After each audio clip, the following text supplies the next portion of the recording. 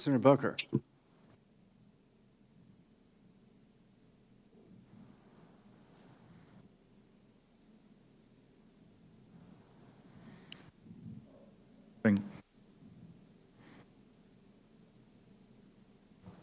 Check 1, 2.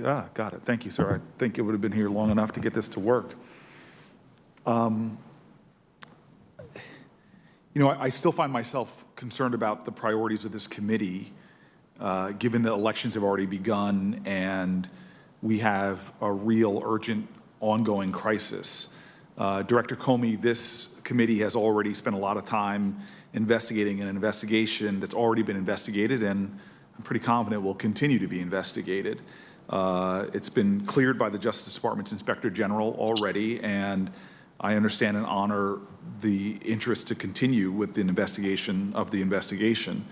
But I just really think that given the existential threat to our current election processes, the dangers of that we have, the real substantive dangers of imminent violence, the real substantive dangers of the undermining of an ongoing election, that we should be focused on that. And so I want to switch gears and really focus in on what I think are alarming and disturbing comments made by President Trump last night when he yet again refused to condemn white supremacists and calling on one group to, quote, stand back and stand by. In August 2019, Director Comey, you published an op-ed in the New York Times about how President Trump was deliberately fanning the flames of racism in America. Here's what you wrote, and if I can quote it to you, every American president, knowing what lies deep within our country, bears a unique responsibility to say loudly and consistently that white supremacy is illegitimate, that encouraging a politics of racial resentment can spawn violence, and that violence aimed at people by virtue of their skin color is terrorism. Director Comey, what does it mean for the President of the United States to call on the Proud Boys, which the Southern Poverty Law Center has designated as a hate group that regularly expresses white nationalist views, to stand back and stand by? It lifts the control rods. In the basement of our amazing country has always been a small amount of radioactive stew, and we've controlled that racist stew with law and with culture. And when the President of the United States starts talking in that way about that kind of group, he's pulling out of that radioactive stew the control rods that we've used for 50 years to suppress racist violence. It is a deeply disturbing development, and I hope no matter what your politics are, you see it the same way. And just to put a sharp edge on this, sir, since 9/11, is it true that the majority of our domestic terrorist actions, killing American lives, everywhere from a church in South Carolina to a synagogue in Pittsburgh, the majority of our murders, terroristic murders in this country, have been done by right-wing organizations? That's my understanding of the data. Domestic terrorism, domestic right-wing organizations feeding hatred and bigotry. And so how do these shameful comments of the President of the United States, his outright refusal to condemn white supremacy, dangerous white supremacy, affect the psychology of groups like the Proud Boys and other violent extremist groups like them, other white nationalist groups that we have seen conduct and carry out such violence? How does it affect the psychology of these groups? It gives them license, and it makes them cool in the eyes of the people who make up that radioactive stew. And so it will attract more people to their warped view of the world and to their groups. It is a free pass to people that nobody wants in their communities. And I don't know whether today the president has tried to correct what he said, but I would sure hope he would. And Director Comey, you're not alone. You are not the first FBI director, nor the last FBI director to state plainly the dangers of white supremacy, of this kind of violence. Your successor, FBI Director Christopher Wray, recently testified that, quote, racially motivated violent extremism, primarily carried out by white supremacists, account for the majority of domestic terroristic threats. This is an imminent threat, as a president seems to be calling to such groups to stand by, a president who has explicitly said if he loses this election, it will be an illegitimate election, a president who has explicitly failed to commit himself to the peaceful transfer of power. And so how do President Trump's statements about these groups affect the FBI's ability to address this threat? The FBI is fighting a fire of racist violence, and with words like that, the president is using a fire hose to spray gasoline on that fire.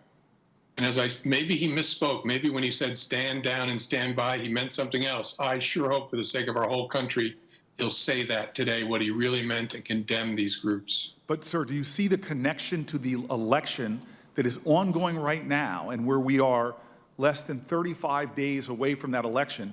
Do you have cause for not just concern, but real alarm about these groups being incited and motivated by the words of the President of the United States towards violent actions? Yes, that's what I meant by using my homely metaphor of spraying gasoline with a fire hose. It creates a dangerous blaze for all of us, not just people of color, but for every community in America that has these thugs and criminals have a presence there, ought to worry about this. And the President of the United States should be charged with tamping it down, not letting it free.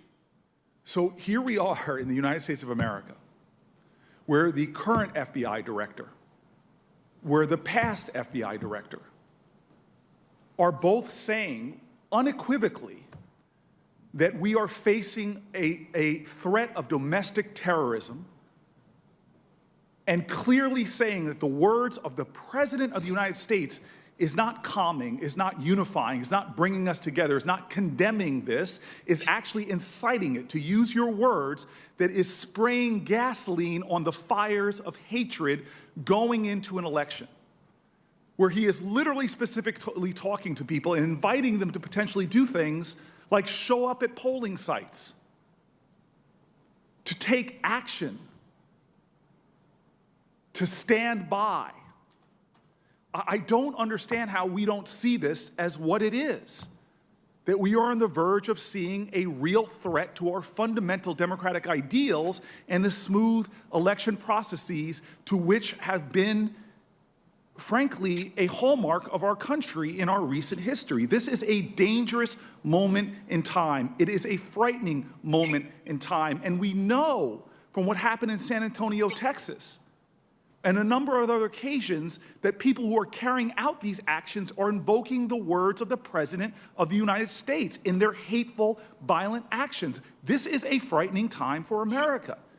And for us not to be assembling the united, bipartisan will of this Judiciary Committee, or the bipartisan will of the United States Senate to act against this, when we have seen the agony of what happened in South Carolina in an African-American church, the agony of what happened in San Antonio Walmart, the agony of what happened in a synagogue in Pittsburgh, and so many other occasions when hate crimes are on a rise.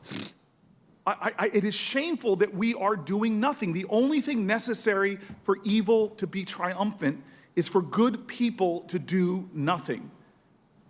Your metaphor. The President of the United States last night sprayed gasoline on the fires of hate. Our inaction right now, on the eve of this contentious election, means that we are standing by and letting this arsonist that is our president continue to menace the democracy we all cherish. Thank you, Mr. Chairman. Thank you. The democracy we all cherish depends upon law and order. It depends on truth-telling. It depends upon the system being fair to those who are accused. It depends upon courts being informed of exculpatory information.